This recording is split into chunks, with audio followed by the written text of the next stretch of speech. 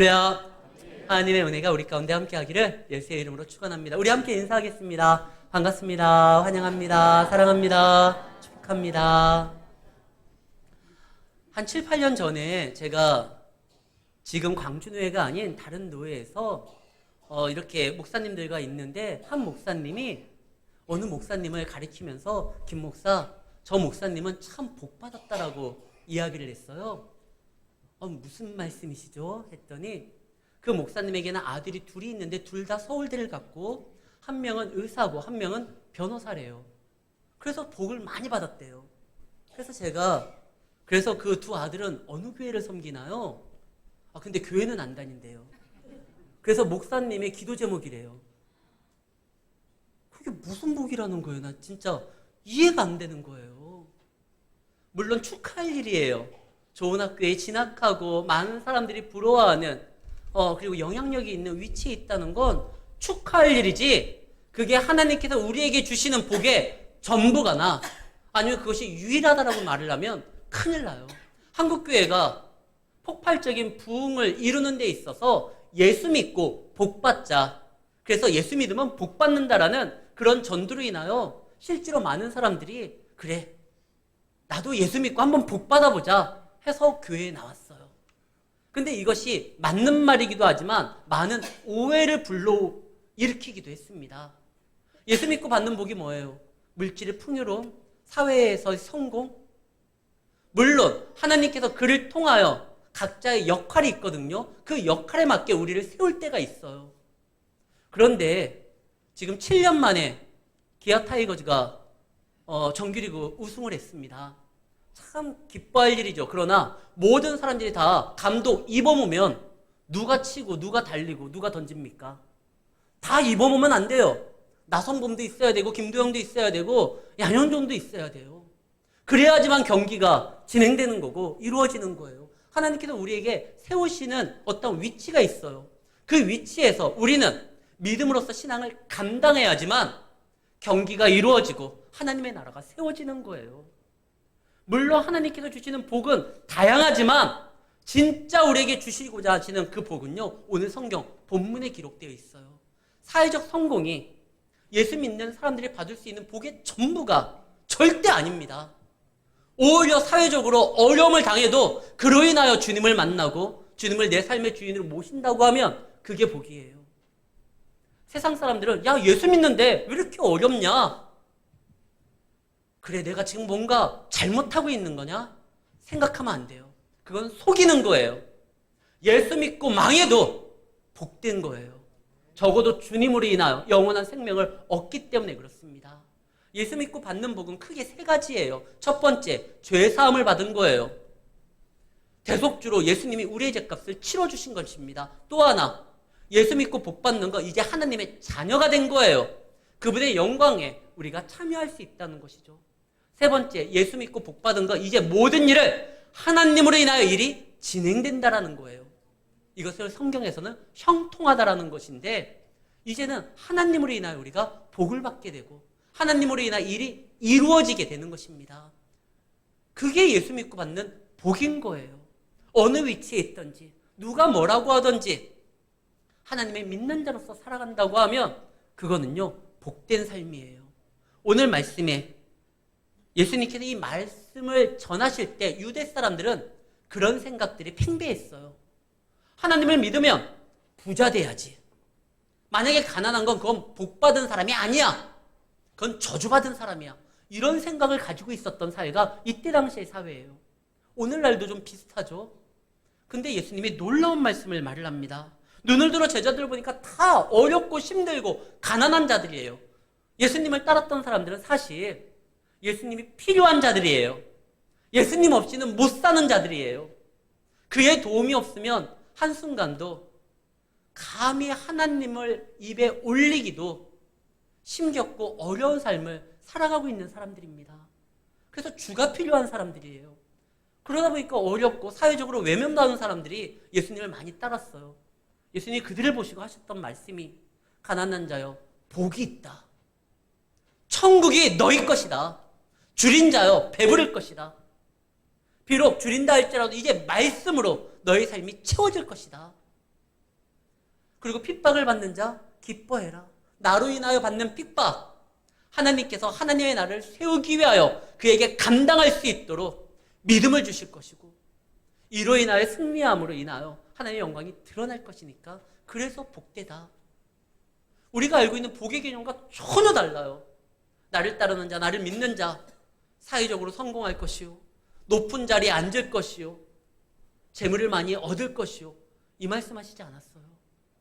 하나님이 약속한 건 천국을 주겠다는 거예요. 그리고 내가 너와 함께 하겠다는 거예요.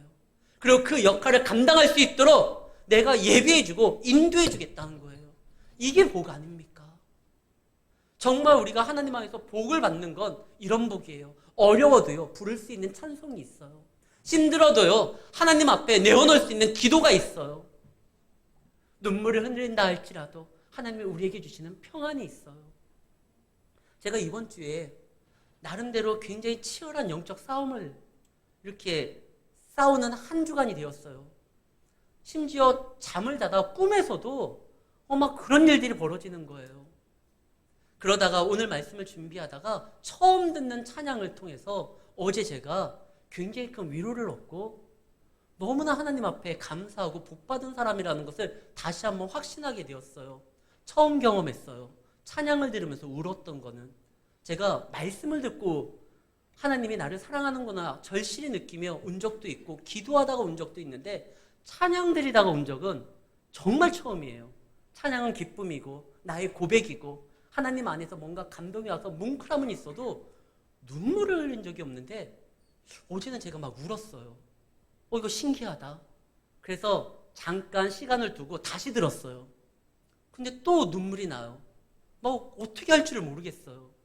그러다가 어제 약속이 있어서 차를 타고 아내와 함께 담양에 갈 일이 있었는데 담양에 가면서 집사람한테 이 찬양을 들려줬어요. 여보, 내가 이 찬양을 듣고 너무 마음에 위로를 얻는다. 근데 틀어주는 도중에 제가 운전하는데 또 울어요. 그러니까 아내가 놀래서 막 티슈를 꺼내줘서 진짜 처음 경험하는 거예요. 이 말씀이 나에게 확신이 되고 위로가 되고, 아니 슬퍼서 온 게 아니라 감사해서요.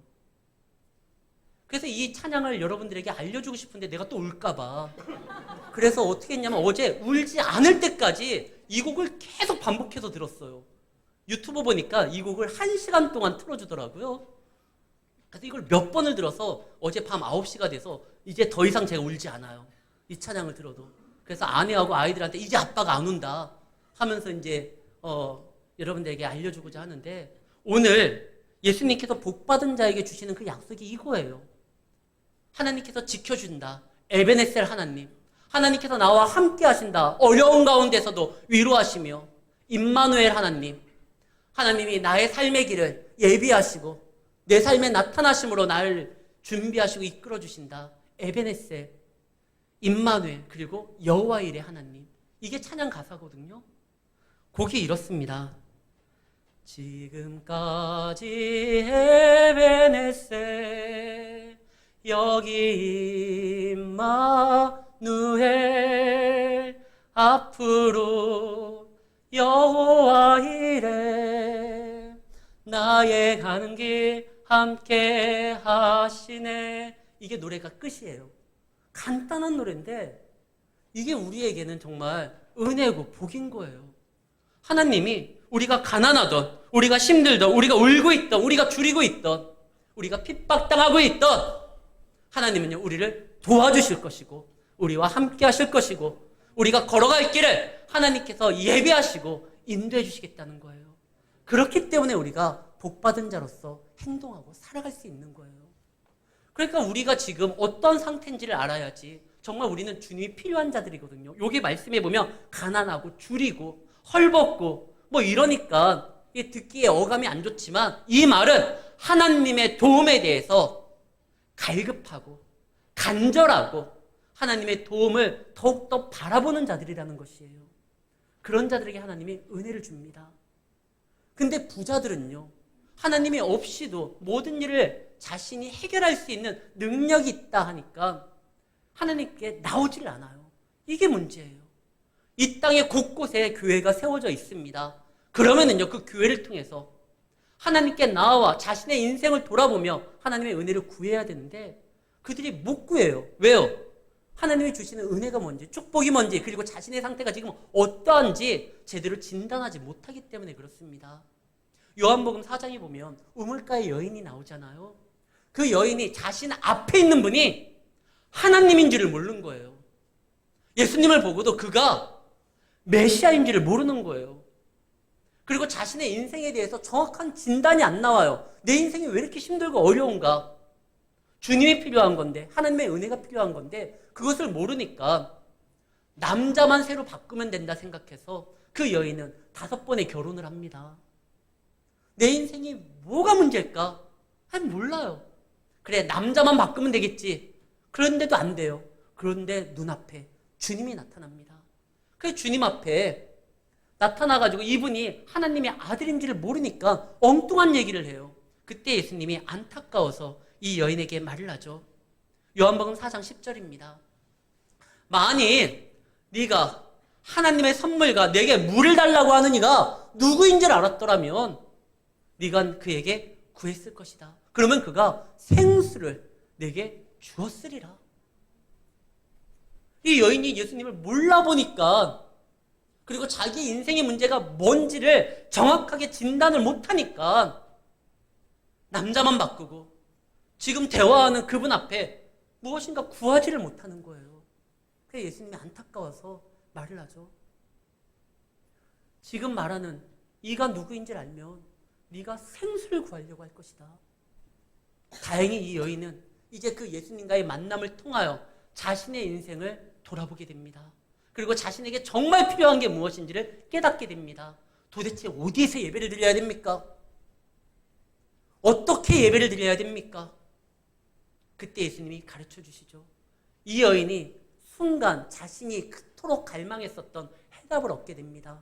그래서 물동이를 막 집어던지고 마을 사람들한테 가서 나에게 말하신 일을 좀 너희들도 만났으면 좋겠다. 와보라. 이 말을 하죠. 우리가 정말 주님을 알고 주님이 우리에게 주시고자 하시는 축복이 뭔지, 은혜가 뭔지를 알게 된다고 하면 우리는요, 그 주님으로 인하여 당하는 모든 환난과 어려움에 실망하는 것이 아니라 이 가운데서도 나를 지키시는 하나님으로 인하여, 일이 되도록 만드시는 하나님의 역사함으로 인하여 결국 우리는 승리하고 감사할 수 있다는 것을 깨닫게 될 것입니다. 지금 성경에 보면은요, 우리가 새벽 예배를 느헤미야를 이제 공부하고 함께 말씀을 나누고 있었는데요. 느헤미야에 거기에서 보면은 리드님 사람이라고 등장을 합니다. 이들이 누구냐? 여호수아 시대 때 가나안 정복 때요. 그때 기브온 사람들이었어요.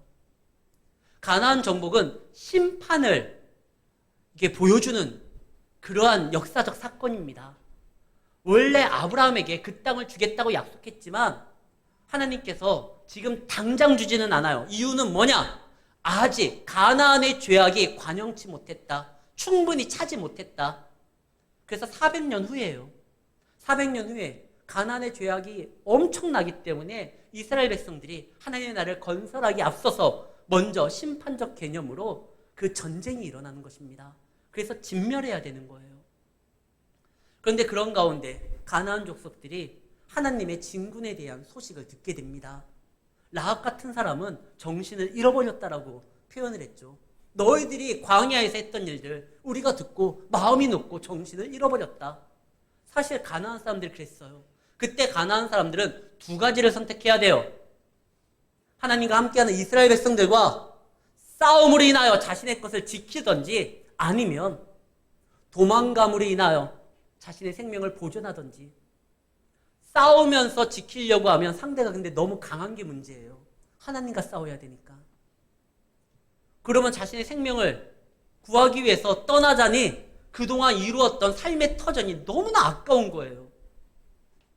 그래서 그들이 생각해냅니다. 어떻게 할까? 그래, 우리가 살기 위해서 저들 안에 들어가자. 그러기 위해서는 속여야 되겠다. 속이는 건 잘못된 겁니다. 그러나 그들은요, 그 방법밖에 없었던 거예요. 그래서 그들이 가나안 사람이 아니고 마치 먼 곳에서 온 것처럼 옷도 낡은 거, 신발도 헤어진 거, 가죽 부대도 이제 뭐 썩어가지고 너덜너덜한 거, 음식도 부패한 거, 먼 곳에서 왔으니까 우리는 가난한 사람이 아니다. 먼 곳에서 하나님의 역사를 소문을 듣고 하나님과 함께하기 위해서 우리 언약을 맺자. 여호수아가 속았죠. 그래서 언약을 맺습니다. 근데 나중에 알게 되고 그들에게 꾸짖고 너희들이 이제 우리 편에 들어왔는 거 이거 어쩔 수 없으니까 대신 평생 종으로서 살아가야 된다. 근데 그들이요 종으로서 살아가는데 처음에는 불편한 게 많았겠죠. 자유인이었다가 종이 된 삶을 살아가니까. 근데요 거기에서 하나님을 알게 돼요. 그들이 하는 일이 예배 드리는데 잡일을 하는 거였어요. 그러다 보니까 비록 몸은 고단하지만 그 잡일을 통하여 하나님께 예배 드리는 전능자 앞에 나아가는 것을 그 은혜를 경험하게 됩니다. 시편 84편 10절 말씀에 이런 말씀이 기록되어 있죠. 이건 물론 그 느드님 사람, 기브아 사람들이 이야기한 건 아니에요. 그러나 같은 내용으로 저는 생각이 됩니다. 그들의 고백이 이거였을 것 같아요. 주의 공정에서 한 날이 다른 곳에서도 천날보다 나은즉 악인의 장막에 사는 것보다 내 하나님의 성전 문지기로 있는 것이 좋사오니 심판당해야 될 악의 중심인 가나안에서 살아가는 것보다 내 하나님 전에 문지기로 살아가는 거, 하나님 앞에 예배를 드리는데 그 잡일을 아는, 그래서 붙어있는 거, 이게 좋은 거 아닌가? 이것이 시간이 지남에 따라 이스라엘 백성들이 한번 망하죠. 그들이 하나님 앞에 신앙을 지키지 못했을 때. 그래서 바벨론으로 끌려갑니다. 끌려갈 때 이들도 같이 가요. 그러다가 70년이 지난 다음에 수룹바벨을 통해서 다시 이스라엘 백성들이 예루살렘 성전을 짓기 위해서 돌아오게 됩니다. 근데 이들이 같이 돌아와요. 원래 우리 조상들이 믿으려고 했었던 그 하나님은 전능하고 힘이 센 분이고 능치 못할 일이 없는데 자기네 나라도 제대로 지켜주지 못하는 그런 분 아니야? 오해할 수도 있잖아요. 그리고 나라가 이제 망했어요. 더 이상 이스라엘은 세상 사람들을 두렵게 만드는, 세상 사람들이 막 이렇게 정신이 잃어버리게 만드는 강력한 나라가 아니에요. 패망의 나라예요. 근데 그들이 다시 하나님을 찾겠다고 예배를 드리러 가는데 이 기브온 사람들이, 느디님 자손들이 우리 가자. 하나님 안에서 살아가는 것이 진정한 복 아니겠느냐. 바벨론의 그 화려함을 보고 이미 멸망당한 이스라엘, 그들을 쫓아서 다시 성전으로 나아가는 게 이게 무슨 의미가 있을까 싶지만 그들은요, 주의 장막 안에 거함이 악인의 장막에서 첫날보다 나으니 이것을 이제 알게 된 거예요. 이제 하나님의 은혜를 맛보게 된 거예요. 어려운 가운데서도 그들을 지키시고 그들을 위로하시고 그들을 인도하시는 하나님의 역사를 경험하게 된 거예요. 그래서 나아갑니다. 그래서 느헤미야에 보면 그 성전을 건축하고 성벽을 이루고 예배를 회복됐었을 때 사용되는 그 많은 것들을 감당한 사람들의 이름이 등장을 하는데 거기에 느디넴 사람들, 아브라함의 자손도 아니에요. 정통 이스라엘의 사람도 아니지만 허드렛 일을 하는, 어찌 보면 중요한 역할을 감당하지 않는 것처럼 보이지만 그래도 하나님 앞에 거하는 것이 진정한 복이라고 생각하기에 그들이 돌아옵니다. 사랑하는 성도 여러분, 이 땅은요, 이 놀이터와 같은 거예요. 이 땅에서 많은 것들을 차지하기 위해서 경쟁하고 나보다 약한 사람들 짓밟고 잘난 사람들 끌어내려가지고 어떻게든지 모아서 내 것 만들어봤자 하나님이 우리를 부르실 때 다 놓고 가야 되는 거예요. 이 땅에 우리가 다 투자하는 게 아니에요.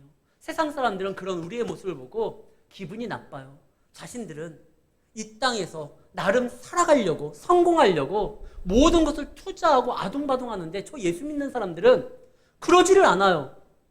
그러니까 좀 나쁜 말로 재수 없고 보기도 싫고, 성경에 그런 인물이 등장을 합니다. 자신이 제국의 2인자가 되기 위해서 수단과 방법을 가리지 아니하고 자리를 차지했던 하만이라는 사람이 나와요.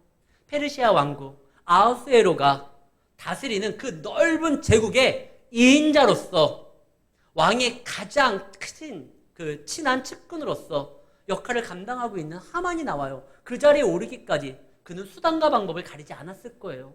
이 나중에 보면 자기가 원하는 바를 이루기 위해서 왕에게 뇌물도 먹이고 왕에게 잘못된 정보도 전달하면서 움직였던 사람이 바로 하만입니다.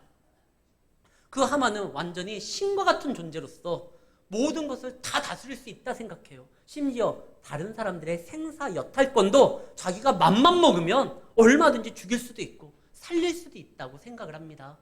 그런 대단한 사람인데 모르드게가 자기에게 절하지를 않아요. 여기에서 절하지 않는다는 건 단순히 상관에게 그 하급자가 인사하지 않는다 이게 아니라 마치 당신이 신인 것처럼 추앙하면서 그것을 인정하면서 절하는 것을 이야기하는 거예요. 모르드게가 그러지 않습니다. 왜 그러느냐?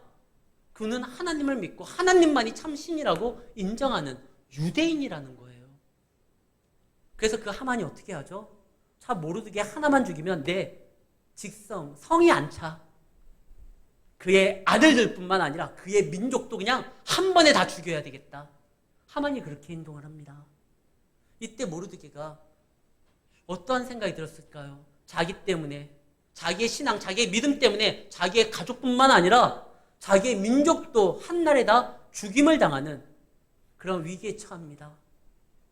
그런데요, 하나님을 믿고 하나님의 자녀로서 신앙으로서 나아가는 데 있어서 당하는 핍박은요, 어려움을 줄 수 있을지언정 그것이 잘못된 건 아니에요.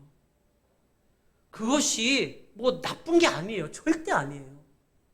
오히려 그럴 때 그 믿음으로써 이겨내기 위하여 나의 믿음을 붙드시고 지켜주시는 하나님 앞에 매달려야 되는 것이죠.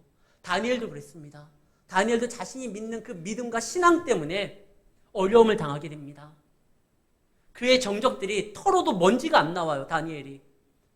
다니엘은 다른 걸로 걸면 안 되겠다. 그의 신앙으로 걸자. 그래서 그 신앙을 기도하지 못하도록, 만약에 기도하면 그를 사자굴에 던질 수 있도록 법령을 만듭니다. 그것을 총리였던 다니엘이 모를 리가 없어요. 알지만 그는 신앙을 포기하지 않아요. 골방에 들어가서 몰래 기도하는 것이 아니라 여느 때와 마찬가지로 창문을 열고 하나님의 성전이 있는 예루살렘을 향하여 거기에서 기도를 합니다. 물론 그 예루살렘 성전은 이미 무너졌어요. 무너졌지만 성전은 무너져도 성전의 주인이신 하나님은 여전히 살아계시고 그리고 약속은 유효합니다. 솔로몬 때 분명히 하나님이 말씀해 주셨거든요. 어디에 있든지 포로로 끌려가든지 어떠한 순간에든지 성전이 있는 곳을 향하여 기도하면 내가 그 기도를 들어보고 너희들을 건져주겠다는 그 약속이 있기에 다니엘이 기도를 합니다. 그 결과 사자굴에 들어가지만 그를 하나님이 지켜주시고 보호하시고 승리케 만들죠. 사랑 성도 여러분, 우리가 신앙으로 믿음으로 살아가는데 어려움이 있는 건 우리 잘못이 아니에요. 그것을 인정하지 못한 세상이 잘못한 거예요. 거기에 타협하고 주눅들 필요가 없어요. 더욱더 믿음으로 나아가면 하나님께서 책임져 주십니다. 에베네셀 하나님이 우리를 도와주실 것이고 그 순간에 나와 함께 하시는 임마누엘 하나님이 나를 보호해 주실 것이며 나로 하여금 피할 길을 주시고 감당할 수 있는 능력을 주시도록 예비하신 그것을 위하여 나타나시는 여호와 이레 하나님을 보게 될 것입니다. 예수님께서 그 말을 하는 거예요. 어렵다고 힘들었다고 낙심하지 말아라. 가난한 자들을 만나 그들에게 복음을 전하고 너희들에게 그 날을 허락한 것이다. 우는 자들, 슬픔을 아는 자들, 그런 자들이 또한 위로를 할 수 있으니까 그 슬픔 가운데 비록 너희들이 놓여 있는 거 하나님께서 허락을 했지만 하나님이 그것을 즐겨하는 것이 아니라 너희들을 위로할 거고 그 위로를 받고 너희도 다른 사람들을 위로하게 만들어줄 것이다. 누가 위로합니까? 마음에 채워진 자가 위로할 수 있는 거예요. 지금은 울고 있지만 너희들에게 채워지니까 너희가 위로를 받을 뿐만 아니라 누군가를 위로할 수 있을 것이다. 사랑하는 성도 여러분, 누가 웃을 수 있습니까? 진정 슬픔을 아는 자가 웃을 수 있는 거예요. 전 세계에서 가장 유명한 코미디 배우라고 하면은 찰리 채플린을 떠올릴 수 있을 것입니다. 그가 했던 말이 있어요. 멀리에서 보면 희극이지만 가까이에서 보면 비극이다. 그는요, 슬픔을 알고 비극을 알고 아픔을 아는 사람이기에 그것을 통해서 다른 사람들을 위로하고 다른 사람들에게 기쁨을 주기 위해 웃을 수 있는 자가 되었던 것이에요. 인류 역사상 가장 큰 아픔 중에 하나가 홀로코스트, 그 유대인의 학살일 것입니다. 2차 세계대전 때 이 유대인의 학살을 다루는 영화들은 다 진지해요. 근데 어느 날 1997년에 영화 하나가 만들어지는데 제작 과정서부터 사람들이 난리가 나요. 이 유대인들이 그 죽게 되는 그 포로 수용소의 내용을 한 사람이 제작을 하고 감독을 맡고 주연을 맡아서 영화로 이렇게 사람들에게 소개하겠다는 겁니다. 근데 그 사람의 이름이 로베르토 베니니예요. 이탈리아의 코미디언이에요. 그 코미디언이 영화를 만들겠다는 거예요. 인류의 아픔인 유대인의 학살을. 우리나라로 말하면 심영래 씨나 이규일 씨가 그런 영화를 만든다는 거예요. 그러니까 많은 사람들이 우려를 합니다. 이 자칫 잘못하면 이거 희화화될 수 있고 이 인류의 아픔을 이거 장난삼아 우스개로 소개될 수도 있는데, 근데 영화가 개봉하니까 어떻게 됐죠? 그때 외국인 영화로요 최초의 아카데미 작품상을 받은 것이 바로 이 인생은 아름다워예요. 두 번째가 기생충이고 우리나라 영화. 굉장한 영화였어요. 물론 코미디 요소가 많이 있어요. 그런데 오히려 그것이 웃기고 재밌는 부분들이 있지만 그 유대인들의 아픔이 가장 절실하게 느껴지기 때문에 눈물이 나와요. 그리고 그것을 공감하게 됩니다. 진짜 누구에게 웃음을 줄 수 있는 사람은 그 아픔을 아는 사람이에요. 실제로 이 로베르트 베니니의 아버지가요, 이 포로 수용소에 끌려가서 3년간 수용 생활을 하다가 극적으로 살아나게 됩니다. 어려서부터 그 아버지를 통해서 그 이야기를 듣게 되고 아버지가 아들에게 유대인이라는 이유 때문에 남들에게 핍박을 받고 어려움을 당하는 그런 것을 아이에게 가급적이면 주지 않으려고 게임 형식으로 그때의 일을 이야기해 줬는데 이것이 그 영화의 모티브가 됩니다. 어찌됐든요. 우리는 하나님께서 우는 자의 자리에 세워주실 때가 있어요. 항상 기쁘고 즐겁고 싶은데요. 그러나 그 우는 자만이 진정한 하나님 안에서의 위로를 얻게 될 것이고 누군가를 기쁘게 할 수 있기 때문에 하나님이 이것을 허락하는 거예요. 하나님과 관계를 맺으며 의에 줄이고 목마른 자들, 하나님과의 관계를 맺음으로 인하여 살아가는 데 있어서 때로는 이것 때문에 어려움을 당한 자들 생각할 수 있잖아요. 내가 하나님과 괜히 관계 맺어가지고 남들보다 뒤처지고 기회도 잃게 되고 괜히 인생을 허비하게 되고 이거 손해 아니야? 야곱은요, 하나님께 붙들리는 삶을 살아가면서 인해서 한참 돌아가고 손해보는 것처럼 보이고 인생이 허비되는 것 같은 그러한 것을 생각할 때도 있었어요. 근데 돌아보니까 어떻게 됐죠? 이럴 줄 알았던 넷째 아들 유다도 돌아왔고 11번째 아들 요셉도 찾았고 이런 줄 알았던 생명도 얻었고 하나님의 나라를 세운 거 아닙니까? 하나님 안에서 살아가는 거 헤매는 것처럼 보일 때가 있어요. 속지 마세요. 하나님과 함께하면 헤매는 것 또한 의미 있는 시간이 됩니다. 그리고 악한 자의 말을 듣고 성공하기보다 하나님의 말씀을 듣고 헤매는 것이 더 진리 가운데 가까이 가는 거기에 더 존귀하고 가치 있는 인생이 되는 것입니다. 차라리 주와 함께 나아가는 것을 기뻐하십시오. 그걸 알고 있었던 사도 바울이 뭐라고 합니까? 내가 이제는 사나 죽으나 주를 위해서 살겠다. 내가 어떠한 인생을 살아가든지 영원한 생명이 보장되어 있고 제 문제가 해결되어 있고 하나님의 자녀라는 그런 기쁨 가운데 거할 수 있고 무슨 일을 하든 내 계획이 안 된다 할지라도 이 일은 하나님으로 인하여 형통하게 되고 일이 진행되는 것이기 때문에 나는 이 길을 가겠다. 앞으로 나에게 뭐라고 하지 마라. 이제 내 몸에 누구의 흔적이 있다라고 바울이 그러죠. 예수의 흔적이 있다. 나 이제 예수와 함께 살아가겠다. 이게 복이에요. 마태복음에는 팔복에 대한 이야기가 나옵니다. 그런데 이 누가복음에는 4가지 복에 대해서 이야기를 합니다. 그리고 뭐가 또 첨가가 되냐? 화 있는 자예요. 복 있는 자와 복 없는 자 이렇게 나눠지지 않아요. 복 있는 자와 화 있는 자예요. 중간지대는 없어요. 우리가 왜 이 복을 받아야 되느냐? 심판 가운데 있지 않기 위해서라도 우리는 복을 더욱더 간구하며 하나님의 은혜 가운데 거해야 됩니다. 중간지대는 절대 없는 거예요.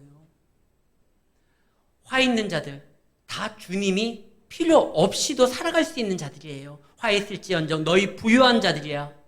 너희들이 위로를 받을 필요가 없는 건 스스로 이미 자기는 만족한다라고 생각하기 때문에 그렇습니다. 화 있을지언정 지금 배부른 자요. 왜 배가 부릅니까? 하나님의 말씀이 아닌 다른 것으로서 채웠기 때문에 너희는 이제 줄이게 될 것이다. 어떤 줄임? 아모스 8장 11절 말씀입니다. 주 여호와의 말씀이냐 보라 날이 이르니 내가 기근을 땅에 보내리니 양식이 없어 주림이 아니요 물이 없어 가람이 아니요 여호와의 말씀을 듣지 못할 기갈이라. 그들은 이제 줄이게 될 것입니다. 다른 것이 아니라 우리가 왜 줄여? 지금도 우리가 많은 것들을 얻고 있는데 그러나 그들은 말씀을 듣지를 못해요. 말씀을 듣지 못한다는 건 하나님의 능력은 말씀 가운데 나타나는데 그 능력이 그의 삶에서 이제 제외가 된다는 것입니다. 그리고 그들은 모든 사람들에게 칭찬을 받으려고 해요. 이 말이 뭡니까? 의를 증거하게 되면은요, 모든 사람들에게 칭찬을 받을 수가 없어요. 포퓰리즘이라고 해서 정치인들이 좋은 얘기만 하잖아요. 많은 사람들이 듣기 좋은 말만 해요. 그래야지 표를 얻으니까요. 그러나 하나님의 사람은 좋은 말을 하는 자들이 아니라 하나님의 진리의 말씀을 선포하는 자들이에요. 때로는 그 말씀 때문에 오해를 사게 되고 그 말씀 아직 받아들일 수준이 안 되는 사람들은 우리를 공격할 수도 있습니다. 그러나 걱정할 필요가 없죠. 많은 사람들은 더욱더 부유하기를 원합니다. 1등석을 타고요. 해외여행 가는 것보다 봉고차 타고 교회 오는 것이 더 복된 거예요. 일식집에서 오마카세 시키는 것보다 기도하는 모습이 더 아름답고 복된 거예요. 왜? 하나님과 연결되는 것이니까요. 하나님과 연결된 삶, 그 말은 하나님의 은혜를 우리 가운데 채울 수 있다는 것입니다. 힘들고 어려워도 우리 이 신앙 버텨야 돼요. 이 땅은 우리가 하나님의 뜻을 드러내는 무대인 거예요. 얼마나 이 무대에서 더욱더 하나님의 자녀로서 그 역할을 감당하느냐에 따라 주님의 나라는 더욱더 아름답게 세워질 뿐만 아니라 우리가 그 나라 갈 때 하나님 안에서 잘하였다 칭찬 듣는 종으로서 인정될 뿐만 아니라 우리의 그 모습이 영향을 끼쳐 그 무대를 관람했던 사람들이 하나님을 알게 되고 하나님을 믿게 될 때 다니엘서 12장 3절 말씀입니다. 누구든지 옳은 길로 인도하는 자는 나중에 어떻게 된다? 별과 같이 영원토록 빛날 것이다. 우리 인생이 가장 빛나고 아름다운 건 많은 사람들에게 이 무대에서 이 세상이라는 무대에서 하나님을 전함으로 인하여 옳은 길로 이끄는 자가 되어야 되는 것입니다. 이런 자가 기억되는 거예요. 이런 자가 하나님 나라에서 귀하게 쓰임받고 이 땅에서도 하나님의 불꽃 같은 눈동자로 보호받는 삶입니다. 그래서 복 있는 자들이에요. 적어도 여러분들이 이 자리에 나와서 하나님 앞에 자신을 내어놓는 거 이거 복된 자리에 앉아있는 복받은 자들입니다. 이 자리를 끝까지 지키시고 또한 산 가운데 나아가셔서도 하나님의 자녀로서의 모습을 드러내므로 늘 승리하시는 우리 성도님들이 되시기를 예수의 이름으로 축원합니다.